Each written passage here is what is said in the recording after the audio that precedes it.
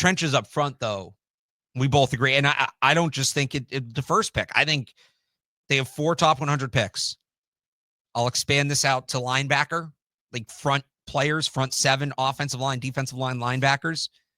I think 3 of those top 4 have to be in the trenches. Yeah, I don't disagree with that. You draft free agency, honestly, just don't. The Chiefs are a cautionary tale, Barth. Don't get caught with a Mike Caliendo situation. Right. Don't get Mike Caliendo, undrafted guy, playing his first year in the league last year at age 26. Like, he just got here, basically. He's like a minor league guy that just made it to the major leagues in baseball, not to cross sports. That was like a lot of the Patriots tackles. Yeah, that was the Patriots' whole line, other than Owenu. But like, yeah, obviously they need to beef up the whole line, but do not get caught with a Mike Caliendo type thing. Like, at least get like a more reliable, veteran guy to put in those spots, even if you're talking about just the backups. Like, you can't get caught with a situation like that. It basically cost the Chiefs a Super Bowl. You could point, if you wanted to point it to one thing. And backups, too, like I've said this, as much as we've talked about them needing starting tackles, especially on the left side, they need backups too. Like, they don't really have answers there. They need 4 tackles. If you're going to address that, okay, they need 3 tackles. I'll get Caden Wallace. I think can be a guy. Wallace, at the very somewhere. least, I think is a backup left, like solid backup right tackle. Yeah, he can at least be your number 2 right tackle. Right. I think. I don't think he's a. That's why I said, like, bust on the left side, especially. Okay, so all right. All right, they need 3 tackles. 3 tackles. 3 tackles.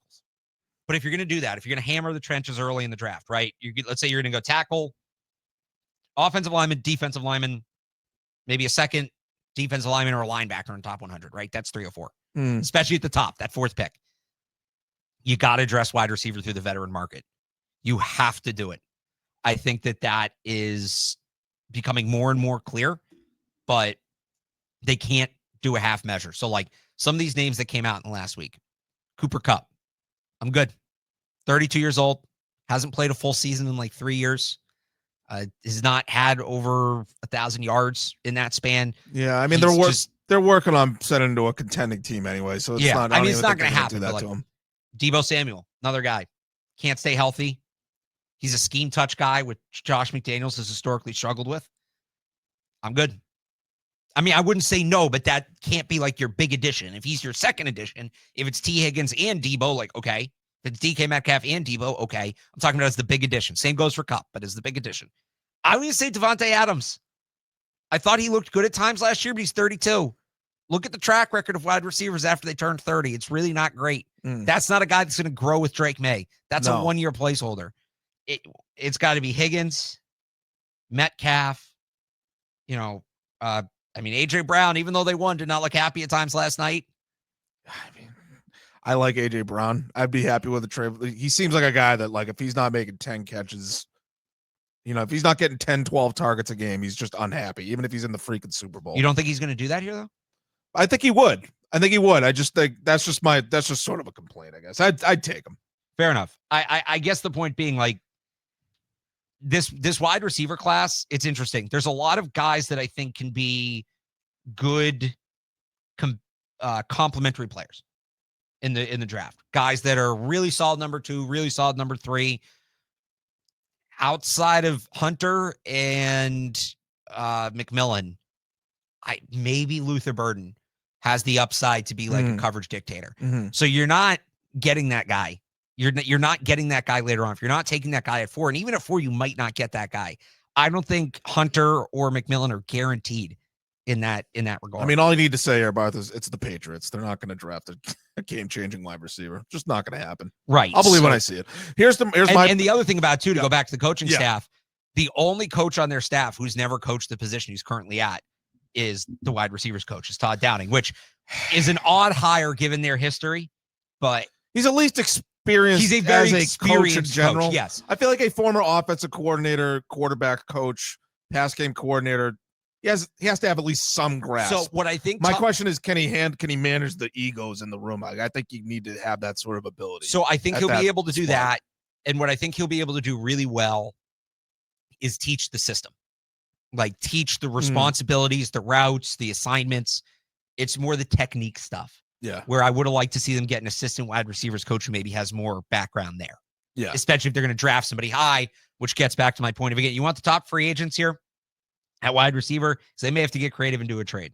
This is PFF's rankings. It drops off pretty quick, right? Yeah. So T. Higgins is number 1. Number 1 overall player, number 1 wide receiver.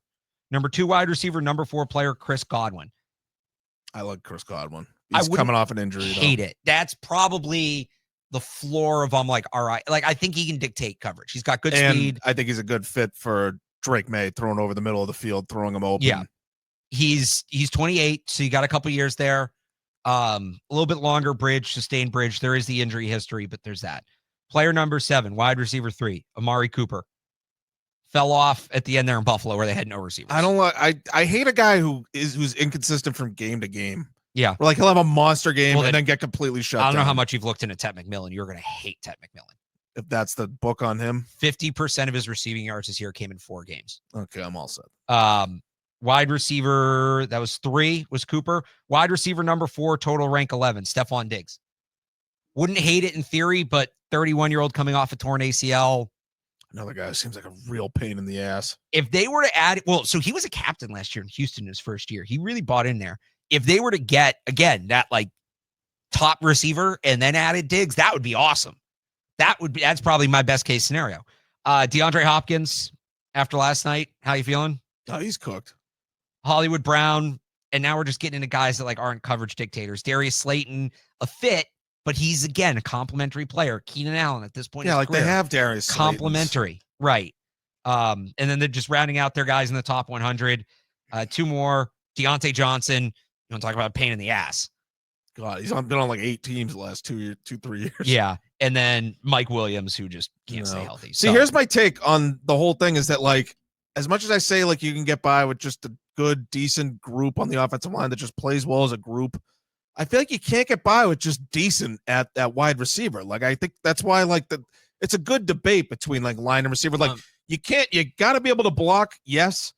But even if you can block, you're not going to win a lot of games with just average receivers. Like a quarterback can elevate, but you got to have a go-to guy. You got to have like good players. You can't just have average receivers. I think one great wide receiver can make average wide receivers better. Even just so, one guy. If they got Higgins, for example, you push everyone down the depth chart. I think Higgins, Hunter Henry, Kendrick Bourne, Demario Douglas, Keyshawn, that's a pretty good group. You put a real number 1 receiver. It's on representative. Top That's going to be probably about middle of the league.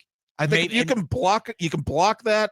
I think Drake May is good enough to sort of make it work with that group. And then, I'm not saying they're going to go back to the Super Bowl next year, but like I just think he needs that number 1 guy, and I think the rest of the groups, receivers, tight ends, it would work itself out. Yeah. So you're out on most of those older trade veterans. Not that can't be like their big move. Right. I mean?